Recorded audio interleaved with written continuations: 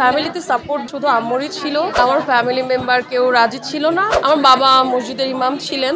তুমি কেন নায়িকা হবা, তুমি থাকবে পর্দার মধ্যে। মিডিয়া ইন্ডাস্ট্রিটা অনেক কঠিন একটা জায়গা। অবশ্যই আমি অভিনয়ে আসতে চাই। ওকে হিডেন করে রাখা হয়েছে।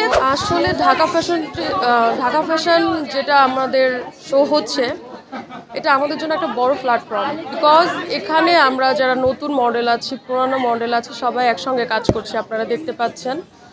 এটা আমাদের জন্য অনেক হেল্পফুল। আমার ক্ষেত্রেও কিন্তু সেম, ব্যতিক্রম কিছুই না। কারণ ফ্যামিলিতে সাপোর্ট বলতে গেলে শুধু আম্মুরই ছিল।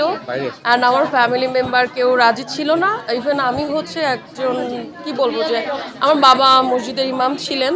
তো ওখান থেকে আসা অনেক বড় একটা চ্যালেঞ্জ হয়ে দাঁড়িয়েছে আমার জন্য।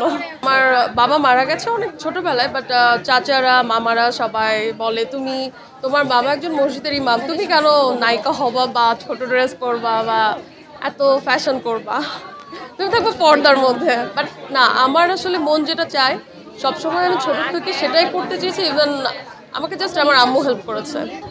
সর্বপ্রথম তো আল্লাহর, তারপরে আম্মু ছাড়া আমি কখনোই পারতাম না। বিকজ আমি যখন ঢাকায় আসব, সব ব্যবস্থা আমার আম্মু করেছে। সো এর জন্য আমার অনেকটাই ইজি হয়েছে, বাট অতটাও ইজি না। কারণ মিডিয়া ইন্ডাস্ট্রিটা অনেক কঠিন একটা জায়গা, যেখানে অনেক পরিশ্রম করে নিজেকে প্রমাণ করতে হয় যে ইয়েস আমি একজন মডেল বা আর্টিস্ট।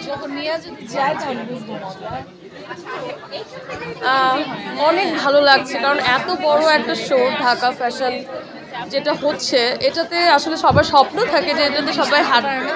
তো আমি এত অল্প সময়ে এত ভালো ভালো কাজ করব, আসলে আমার ভাবতে অনেক ভালো লাগছে যে আল্লাহ এত তাড়াতাড়ি আমাকে এত ভালো জায়গায় পৌঁছাচ্ছে।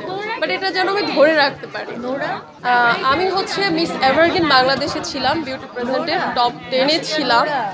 তো ওটা থেকে বের হওয়ার পরে অলরেডি আমি মুভিতে কাজ করছি। আমার মুভির নাম মিষ্টি প্রেমের ছোঁয়া। ওটার 50% কাজ হয়ে গেছে, আরও 50% কাজ বাকি আছে। তো খুব সুন এটা হলে রিলিজ পাবে।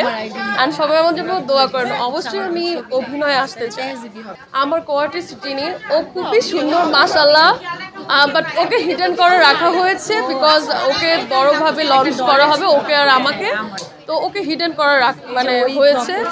তো এটা আমরা কাজ শেষের পরে তাকে নিয়ে আসবো সামনে। তার একটা ছবিও আমরা পোস্ট করি নাই।